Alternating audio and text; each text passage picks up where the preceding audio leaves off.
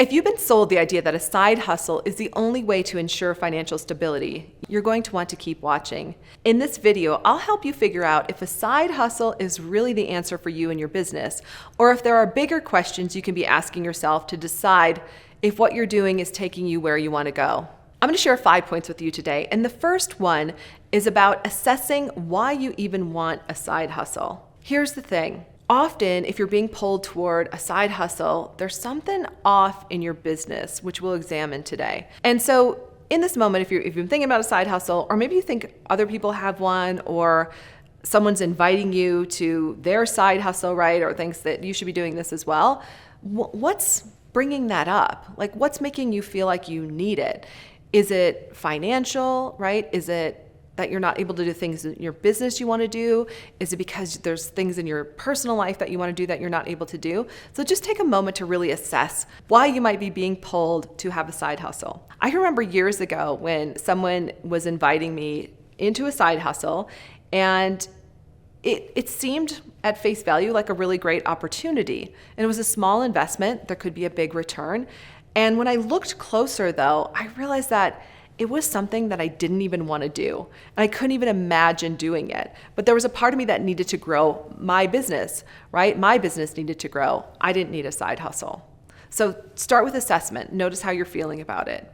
And also, if you're watching this video, I assume you're looking for more income. So make sure you stick around for my last point, because I'll show you how a revenue model can really help you with that. All right, now my second point.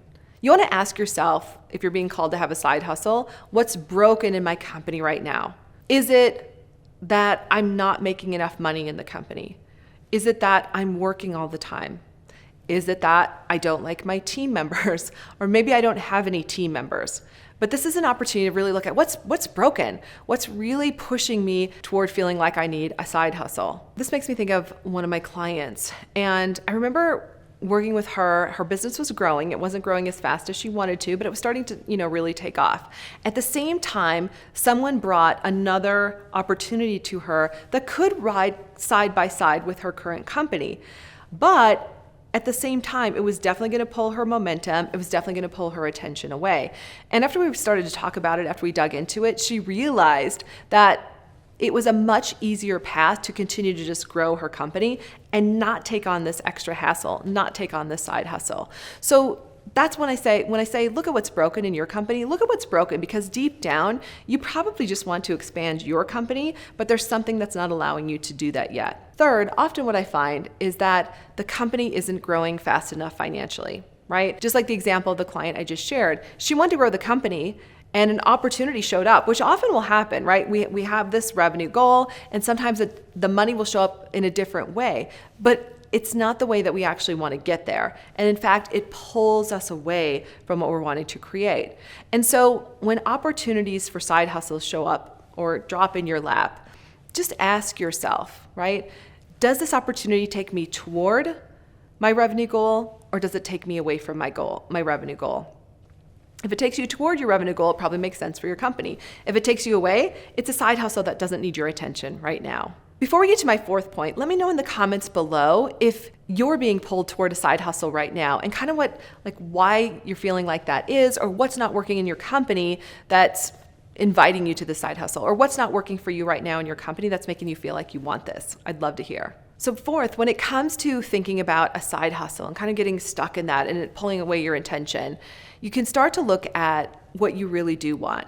How much revenue do I want to create in my business? Now, this might seem like an obvious question, but it's something that you need to look at separately from all the other points that we talked about, because until you get crystal clear exactly how much revenue you want to bring in your business, it's really tough to make that happen. So now in this moment, as you're watching, maybe you want to pause the video for a second. I want you to write down the exact amount of revenue that you'd like to create in your business on a monthly basis. Let's just take 1 month at a time.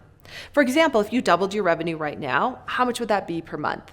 If you're at 10,000, it'd put you at 20,000. If you're at 20,000, 40,000. If you're at 40,000, it'd put you at 80,000 a month. I just want you to make a decision. The root of the word decide means to close the door on everything else. When you close the door and you make a decision, then the next steps start to show up. So take a moment, decide exactly how much revenue you want to bring in, and write it down. I'm so glad you're still watching. If you're enjoying the video, I would really appreciate it if you left a like on this video. And now for my final point. So finally, now that you've reset, it's time to reconfigure the revenue model. What I mean by that is once you know your monthly amount, now you can determine what you'd like to do over the next year and know that that number is not stagnant. So maybe your double is 20,000 to 40,000.